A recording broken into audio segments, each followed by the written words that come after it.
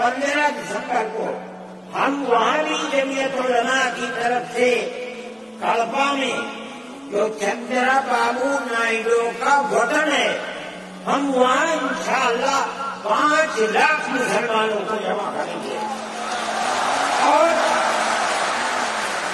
अस्सलामु अलैकुम वरहमतुल्लाहि वबरकातुहू। నేను మీ శ్రేయోభిలాషి హాఫీజ్ బాయ్ అజీజ్ సిరాజీ।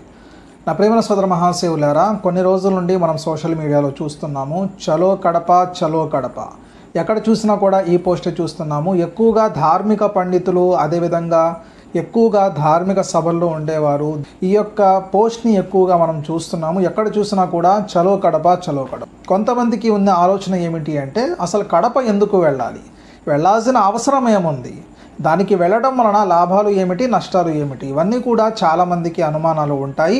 అందువలన ఈరోజు మనం తెలుసుకుందాము అసలు కడప ఎందుకు వెళ్ళాలి అని చెప్పి. ఎందుకు వెళ్ళాలి అంటే మీ యొక్క పిల్లల భవిష్యత్తు కోసం వెళ్ళాలి.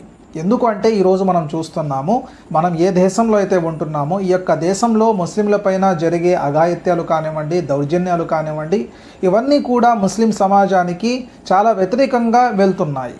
ఈ యొక్క వ్యతిరేకాన్ని మనమందరం కూడా నిరాకరిస్తూ ఈ దేశంలో మనకి కూడా ఒక భాగం ఉంది అని చెప్పి మనమందరం కూడా ఎవరైతే మనల్ని వ్యతిరేకిస్తున్నారో వాళ్ళకి మనం గట్టిగా సమాధానం చెప్పాలి. నా ప్రేమ సోదర మహాశివులారా, చాలామంది వాళ్ళ యొక్క ప్రత్యేకమైన విషయాల్లో వాళ్ళకి సంబంధించిన పర్సనల్ విషయాల గురించి పట్టించుకుంటారు, కానీ ఎక్కడైతే ధార్మికంగా దేశపరంగా ఒక ముస్లింలకి జరిగే అన్యాయం గురించి మాత్రం ఏదన్నా జరిగితే చాలామంది చాలా తక్కువగా పట్టించుకుంటారు.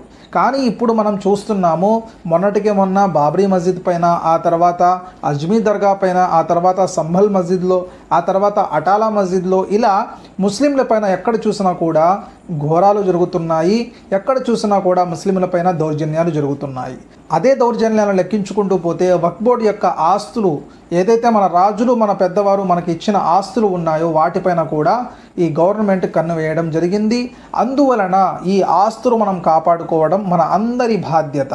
ఎందుకంటే ఈరోజు మనం ఎలా అయితే మన యొక్క జీవితాన్ని సాగిస్తున్నామో, రేపు వద్దున్న రాబోయే కాలంలో మన పిల్లలు కూడా అదే జీవితాన్ని సాగించాలి అంటే మనం వాళ్ళకి ఒక మంచి సంపద, మంచి ఉన్నతమైన స్థానం వాళ్ళకి ఇవ్వాలి అంటే ముందుగా మన ఆస్తులు, వక్ఫ్ బోర్డు యొక్క ఆస్తులు ఏదైతే ఉన్నాయో అవన్నీ కూడా మనం జాగ్రత్తగా కాపాడుకోవాలి. గవర్నమెంట్ ఏదైతే దీనికి వ్యతిరేకంగా మాట్లాడుతుందో దాన్ని మనమందరం కూడా వ్యతిరేకించాలి. అందువలన తప్పనిసరిగా కడపలో ఏదైతే ఇజ్తిమా జరుగుతుందో ప్రతి ఒక్కరు కూడా ఆ యొక్క ఇజ్తిమాలో హాజరు కావడానికి 100% తప్పకుండా ప్రయత్నం చేయాలి. ఇన్షాల్లా నేను కూడా అక్కడికి వస్తున్నాను. అదేవిధంగా నా యొక్క మిత్రులు, హాఫీజ్లు, ఆలింలు, ముఫ్తీలు వాళ్ళు కూడా ఆ యొక్క ధార్మిక సభకి హాజరవుతున్నారు.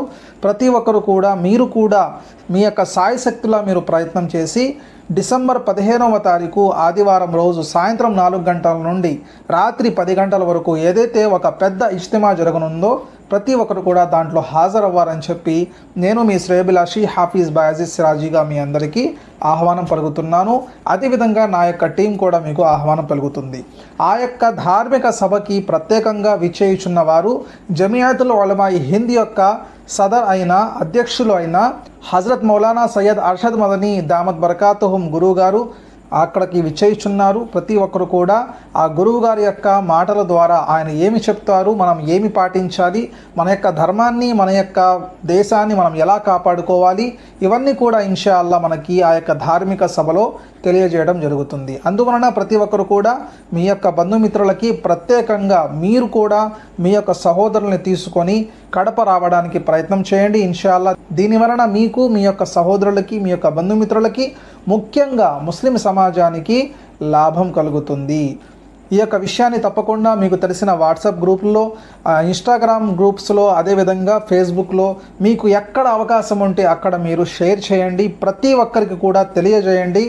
డిసెంబర్ 15వ తారీఖు మీరు ఎక్కడున్నా కూడా ఆ యొక్క సభకి తప్పకుండా హాజరు కావాలి అని చెప్పి పరిపూర్ణంగా మీరు విశ్వాసం పెట్టుకోండి. ఇన్షాల్లా తప్పకుండా మీరు ప్రయత్నం చేసి ఆ యొక్క సభలో వచ్చి ఆ యొక్క సభని విజయవంతం చేయాలని చెప్పి మనస్ఫూర్తిగా మేము కోరుకుంటున్నాము.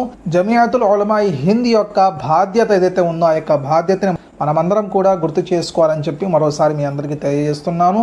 అస్సలాము అలైకుం వరహ్మతుల్లాహి వబరకాతుహు.